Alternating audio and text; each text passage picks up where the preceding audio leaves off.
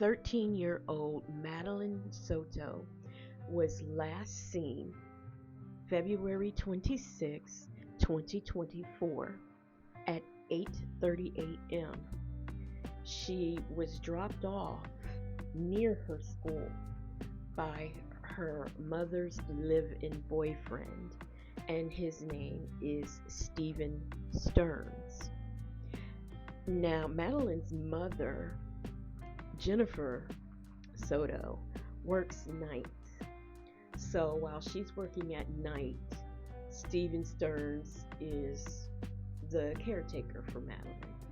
I don't know because I haven't heard anything about what type of job he had during the day.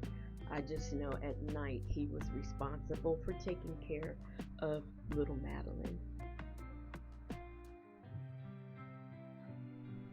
Stephen Stearns quickly became the primary suspect in the case.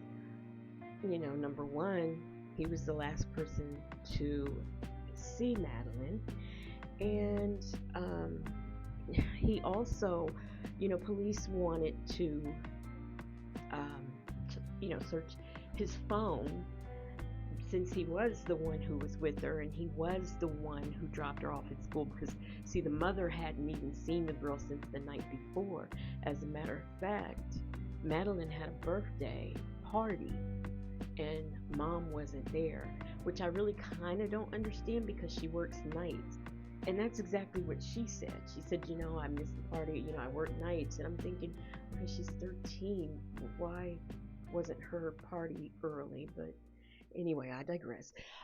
So the police looked at Steven's phone and saw some things in there that really shouldn't have been there. So immediately, you're the prime suspect. On February the 28th, Stephen was arrested. And they said it was on unrelated charges, although I'm not clear what that was because they didn't say. But however, they basically charged him with what was on his phone. But here again, I don't know what they meant by unrelated charge. And also, I want to apologize for saying constantly. I'm dealing with the migraine, so I'm kind of, but I'm pushing through. So anyway, some of the things that were found on his phone were CP related crimes. These crimes date back to 2019, and so on the 28th he was officially charged with those crimes. Madeline's body was found on March the 1st, 2024 in St. Cloud's after a week-long search. Her body was discovered on an off Old Hickory Tree Road in Osceola County around 4:30 p.m.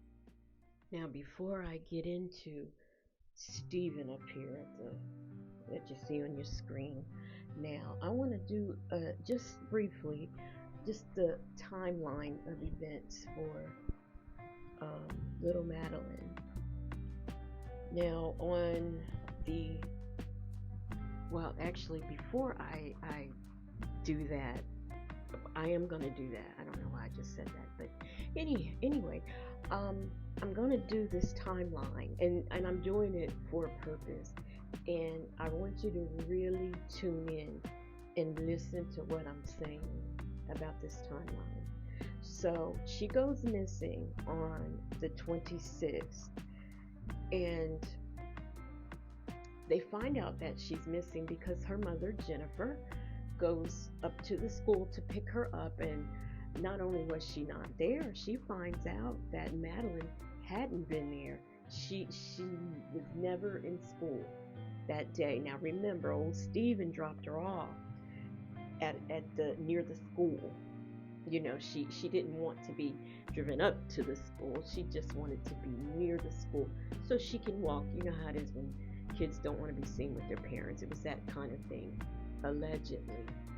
So, and that was around 3:30 that she discovered her daughter did not show up at school. 3:30 on the 26th. At 8 o'clock p.m., Jennifer decides to call the police. I'm going to do that one more again.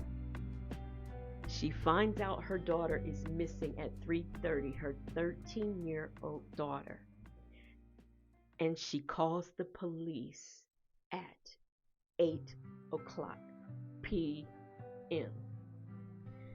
So, on the 27th, a search party is sent out to look for Madeline. And, you know, her mother spoke to the news, and she says, "Oh, I'm trying to hope for the best, but I'm scared for her," Jen SOTO said, "as I want her to be okay.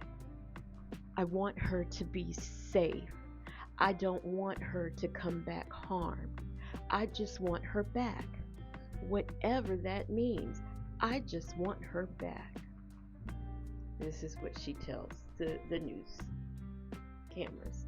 And so they're looking everywhere for her. They don't find her. On the 28th, a press conference is held, you know, and they ask for help, volunteers, you know, just anything. They're telling people, if you live near the woods, please check your property, the surrounding areas, and everything, because they don't know if she was taking. They don't know if she was taking. So this is the request that they made. On the 28th, that is when police said that, Stephen there is a prime suspect based on what they saw on his phone. On the 29th, the police are still looking, and of course, the police department releases Stephen Stern's arrest affidavit. And also, just to mention, an officer accidentally, well, no, I'm jumping ahead of myself. So that's what happened. And also on the 29th, a body language expert assesses Stephen Stern's body language when he did that interview with the news with Jennifer SOTO. You know, and, you know, basically they felt something in the milk wasn't clean. On Friday, March the 1st, Stephen Stern dodges questions from the news while being transferred from Orange County to Osceola County. 4:30 p.m., Madeline's body is discovered. Something else that happens is that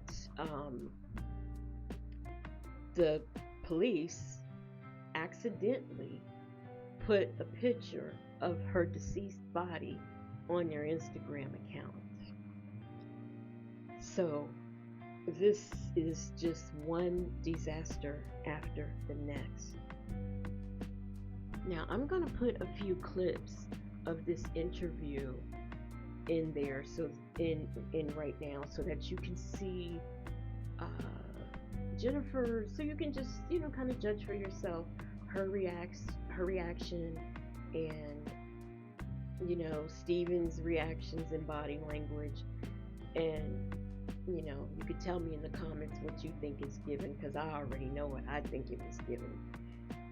And this will be raw footage, so what I'm going to show you is not what they actually show on the news. This is like the raw footage before they edit and put it and get it all pretty and put it on the news. I feel like I can't breathe. All I keep thinking about is Where is she? Is she safe? Is she okay? But we're all a wreck. My entire family is a mess. We're just so worried. When did you first realize, or when did you file a missing report? We filed a missing report. We called the police at like 4:45 yesterday, 4:45 p.m. But she actually went missing early that morning, around between 8:45 and 9 o'clock in the morning. She went missing. We had dropped her off close to the school. She wanted to walk the rest of the way. We dropped her off at school, close to school. She wanted to walk the rest of the way. I'm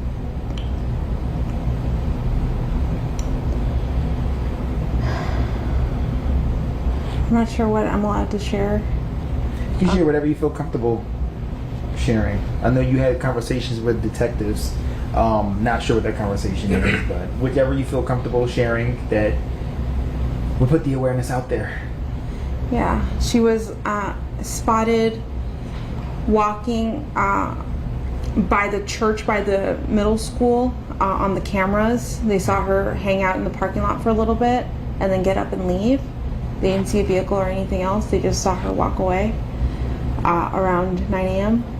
heading towards the school, but she never made it. Yeah. What has the school said? Have you been in contact with the school?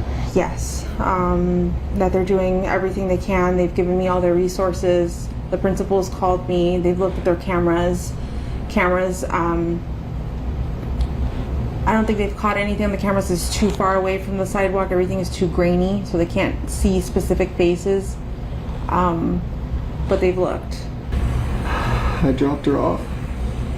Everything looked fine when I drove away. It's the last time we saw her.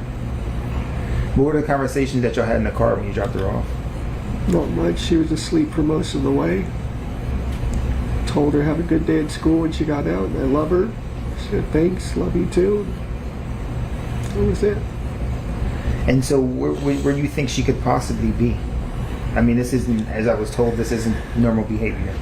This is not normal behavior. She's not the type that would just run off. We don't know where she could be, and we're scared.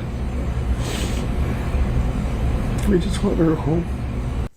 Now, did you see anything suspicious that you can think of that you might want to point out? So, old Steven, they charged him, and he's got 60 counts of a lot of things. They are 8 counts of actual battery of a child under 12, 5 counts of actual battery with a child aged 12 to 18, 7 counts of lewd and lascivious station. I think you know what I'm talking about. And 40 counts of unlawful possession of materials depicting actual performance by a child, 10 or more images. Right now, before I go any further, I want to advise you that this is about to be a serious trigger warning. If you are sensitive to sexual crimes, grave, child porn, or any of the things, you might want to stop right now, because I'm getting ready to read the affidavit, and it's pretty graphic. And the reason why I'm going to do that is because because you read those charges, 60 counts of charges that they are charging him with, and it's not clear, well, what is it, and all of this. So it'll just kind of be easier to go through the affidavit. So, what they mean in this case by sexual battery, it is oral, backdoor, insertion, and or the union with the sexual organ, or another, or backdoor, or female tration of another by any object. However, sexual battery does not include an act done for a bona fide medical purpose. I don't know why that's even in there. So for the lewd and lascivious molestation, it is a person who intentionally touches in a lewd or lascivious manner of the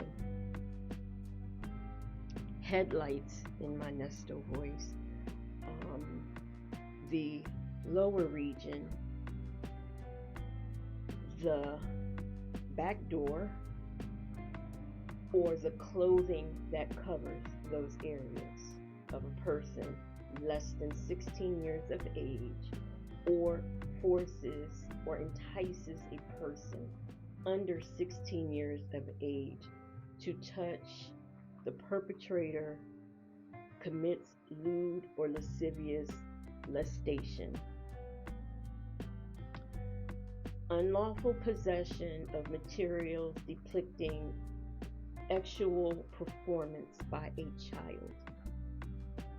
And this is knowingly possess any photograph, motion picture, exhibition, show, representation, image, data, computer depiction, or presentation, which in a whole or in part the person knows to include any sexual conduct by a child, and in doing so possess 10 or more images of any form of child P, and the content of at least one image that contains one or more of the following: a child who is younger than the age of 5,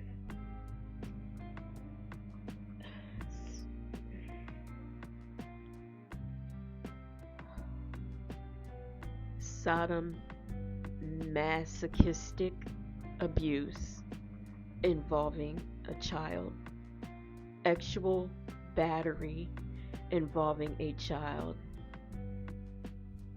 sexual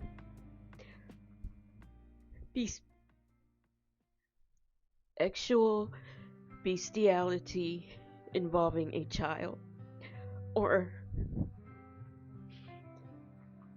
any movie involving a child, regardless of length and regardless of whether the movie contains sound.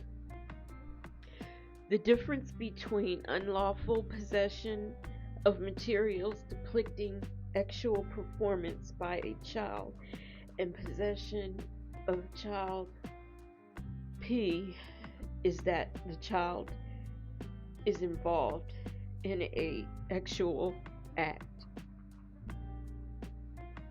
If Stephen Stearns is convicted of any of these charges, his possible sentences could be as follows: for sexual battery of a child under 12, life in prison. It's considered a capital felony. Sexual battery with a child aged 12 to 18, up to life in prison. Lewd and lascivious molestation up to life in prison, unlawful possession of materials depicting sexual performance by a child, 10 or more images, up to 15 years in prison for each count. Stern's trial is scheduled to begin in Osceola County Court on May the 13th. I also want to mention that it was said further in another report that they believe it's over 400 images. So now we have Jennifer SOTO. Miss, I don't know nothing, I didn't see nothing, I wasn't here. You know, she was dropped off at school. I find out at 3:30, but I don't call the police until 8 o'clock. That Jennifer. Police, they're not saying whether or not she is under investigation. But what they are saying is that her story doesn't add up. She gave inconsistent statements. I'm gonna attach a link in case you want to watch the entire raw footage of the news conference that she did. And I mean, she was right there as she was doing it, giving inconsistent statements. So I can just imagine how inconsistent she was with the police. And I also probably should mention that no one has been charged with her murder. No one at all. Now, the thing of it is, you know, Stephen Stearns is a likely suspect for the murder, but I mean, I don't know about Jennifer. You know, who knows? Because at best, I think she's covering for her man. And this poor little girl, because I don't think I mentioned it, this little girl was being touched and filmed, and all of the degrading things done to her. This woman started. I know he was living there at 8 when she was 8, and this has been going on ever since then. You figure it's 2024. Those photographs and the things that they found in the phone go back to 2019. This is despicable, and how could this woman not know that this is happening to her daughter? Shame on her. And not only that, the police are not saying whether she was the only child in the films. There could be others. We don't know. They haven't said yet. And I don't know why. But that is the story of poor little Madeline SOTO. And I want to say that I wanted to do this. I didn't realize how hard it would be, but I wanted to do this because I think it's important for stories like this to be told. I think women, especially when they have children, should really be careful about who they move in their home. And that is why I think that this is an important story to be told. And, you know, I know sometimes my sister complains that some of my videos are a little too long, but I explained to her sometimes all the pieces have to be put together to get the picture. I don't want to just come and do 15 to 25 minutes. I want to do something that's going to serve justice to the story at hand, bring awareness, and help the next person. So this was rough, but I thank you for listening if you were able to make it to the end. And I am Legacy Moon. Don't forget to thumbs up the video, like the video. If you're not a current subscriber, subscribe, or just come back and visit me until you make up your mind. Also, I want to say, because this was rather a rough one, I'm just going to put a brief little something at the end, hopefully to make someone smile or laugh. I love you. I love you. That was a good I one. love you.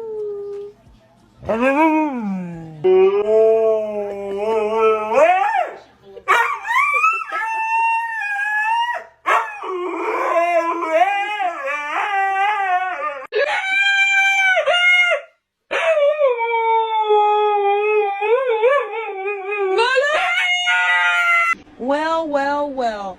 Who chewed the headset? Who chewed the headset?